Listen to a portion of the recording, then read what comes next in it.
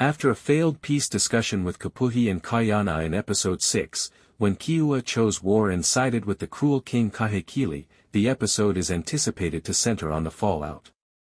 The summary alludes to a disruption erupting over how to deal with the arrival of outsiders, implying that tensions will rise as a result of foreign influence, most likely from European colonists. As Keoua and Kahekili team up against Kamehameha, who is promoting peace with his law of the Splintered Paddle, which forbids needless killing, expect fierce clashes. Kayana might experience mental turmoil as he struggles to balance his sense that war is unavoidable with his allegiance to Kamehameha's peaceful agenda. The episode might go deeper into the unrest at Kahekili's Maui court, where his son Kupule is reluctant to oppose his violent father's authority. This can cause the chiefs to rebel or change their allegiance. The impending threat of colonialism brought about by the advent of strangers, perhaps under the leadership of Captain Metcalfe, may compel Kayana to use his understanding of Western strategies and weaponry in order to defend Hawaii. Episode 7 is expected to escalate tensions as Kamehameha faces challenges to his vision of unity. Keoua's rebellion, now strengthened by an alliance with Kahekili's warriors, threatens to ignite conflict, while Kayana grapples with divided loyalties between Kamehameha and his family. On Maui, unrest in Kahekili's court, particularly involving Prince Kupule, could lead to further turmoil.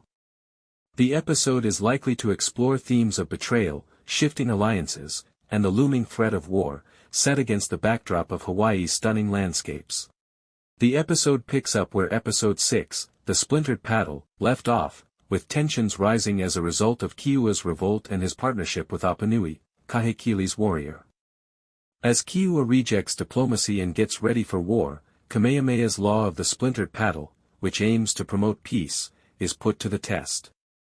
A disruption erupts on how to deal with the arrival of outsiders, according to the episode 7 synopsis, implying that the focus would be on foreign influence and internal strife among the Hawaiian chiefs. Anticipate intense drama as Keoua's relationship with Kahekili jeopardizes Kamehameha's ideal of unification, and Kayana, Jason Momoa, is probably torn between his allegiance to Kamehameha and his familial ties.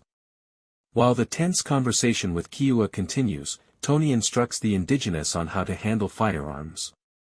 As the prophesy predicts, Kupuohi thinks that if he and Kamehameha band together, they can unite the dispersed kingdoms.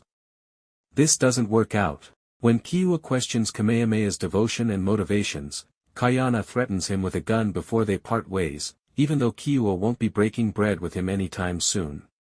King Kahekili is getting ready to launch another attack in the Oahu district, but many of his supporters have doubts. Though he is reluctant to betray his father, even if he disagrees with his belligerents, Prince Kupule is a far better candidate to guide them ahead since he combines strength with wisdom and foresight. Nevertheless, Kupule chooses to speak with his father and cautions him against destroying what they have created together and tainting the royal heritage. Although Kahekili supports maintaining Maui's purity, his approaches are clearly significantly different. He has the Maui chiefs who are plotting tied up and left atop a pole. When Kupule notices this, he murders one of them to stop the king from developing his own misgivings.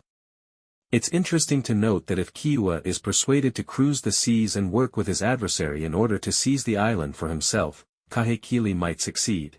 Naturally, he will be giving King Kahekili everything he has in his determination to kill Kamehameha and reclaim what is rightfully his. Keoua vows that the kingdom will be united and that Hawaii will never oppose Kahekili as long as there is peace for them in return for men joining his cause. Although Kahekili accepts the terms, he licks his lips in secret with a hint of possibility. He asks Kapule to include Apanui, a chaos merchant. He is a brilliant warrior and a lunatic who wants to kill Keoua and take the triumph away from him. Kahekili asserts that chaos brings the harmony of rule. Unbeknownst to everyone, Kahekili plans to assault and seize the kingdom by exploiting the turmoil between the brothers. It's interesting that despite all of the discussion in this episode about giving women a voice, they've actually made the kingdom much worse than it was before, especially in light of Keoua's mother's initial advice to seek out Kahekili. Prince Kapule is one of the most intriguing individuals who we haven't seen much of. It's interesting to watch him consider the ramifications of his father being a warmonger and a crazy, and it's obvious that he's not entirely sure if this is the best course of action. But more than that, this chapter is really a prelude to the gloomier days that lie ahead. Since everything has been put in place and is prepared for the larger conflict to strike the Hawaiian coast, this is essentially the quiet before the storm. It's anyone's guess how this will finish, though, considering how this one ended.